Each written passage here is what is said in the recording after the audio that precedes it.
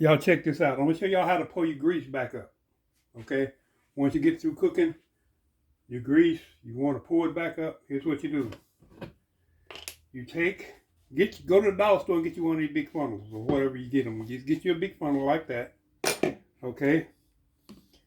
And you want to stick this over this right here is just regular cheesecloth, Walmart, Target, wherever you get it from, and then stick your finger in it. And if she says that's not it, okay. Anyway, take something else, stick it down in there like that. Okay, that's good.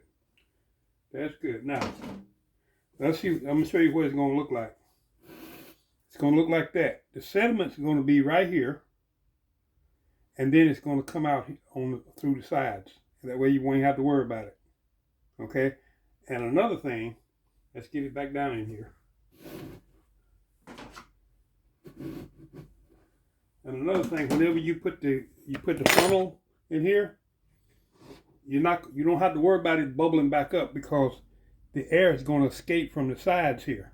So all you have to do is just pour your oil down in there and just pour it, and there you go.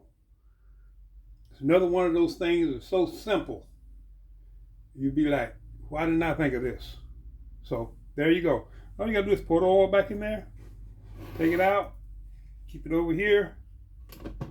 Okay, and then what you do is you just take the sediment, dump it in the garbage, wherever you put it, and there you go. That's it. And then you just wash this out and fold it up and put it back up, ready for the next time. There you go. See? Ain't you glad you subscribed to my channel? Another one of those great moments.